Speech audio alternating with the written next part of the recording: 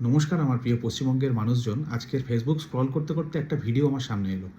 ভিডিওটা কী বৃত্তান্ত সেটাতে আসছি। তার আগে ভিডিওটা কে বানিয়েছে বলি। আমাদের তৃণমূল কংগ্রেসের ডেরেক ওব্রায়েন স্যার তিনি বানিয়েছেন। সেখানে বানিয়ে তিনি একটি বার্তা দিয়েছেন আমাদের দেশের প্রধানমন্ত্রীকে। বার্তার শুরুটা হচ্ছে এইভাবে, নরেন্দ্র বলে তার গল্প তিনি বলেছে। তিনি কি বলতে চেয়েছেন? বলতে চেয়েছেন যে 4ঠা মে যে ভোটের রেজাল্ট বেরোবে, এই রেজাল্টে মমতা বন্দ্যোপাধ্যায়ের সরকার আবারও আমাদের পশ্চিমবঙ্গে ক্ষমতায় আসবে, মুখ্যমন্ত্রী হবে মমতা বন্দ্যোপাধ্যায়। তো প্রধানমন্ত্রীকে তিনি বলছেন নরেন্দ্র বলে যে আপনার কি দম আছে রিজাইন দেওয়ার এই রেজাল্টের সঙ্গে সঙ্গে? বলতেই পারে, যে যার মতন করে বলতেই পারে, কিন্তু আমাদের ওয়েস্ট বেঙ্গলের যে পলিটিক্যাল কালচার বা যে স্ট্যান্ড, সেটা আজ কোথায় চলে গেছে আমরা বুঝতেই পারছি। এই ভিডিওর মাধ্যমে, ভিডিওর শুরুতেই বুঝতে পারছি। দেশের প্রধানমন্ত্রীকে সম্বোধন করা হচ্ছে নরেন্দ্র বলে।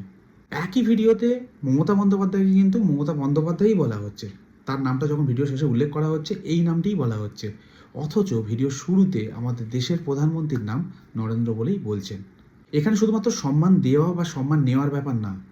এই ভাষণের মাধ্যমে বা এই ধরনের কথাবার্তার মাধ্যমে আপনার নিজস্ব শিক্ষার একটা পরিচয় পাওয়া যায়, সে যেই হোক না কেন। তো মূল ব্যাপার হচ্ছে তার মোরালিটি, তার আইডিওলজির সঙ্গে আপনার সমস্ত কিছু ম্যাচ করবে এরকম কোনো ব্যাপার নেই, বা তার কাজকর্ম আপনার হয়তো ভালো নাও লাগতে পারে, কিন্তু যখন কথা বলবো ওপেন প্ল্যাটফর্মে বা যে কোনো জায়গায়, তাকে আমি এই রেসপেক্টটা দেবো।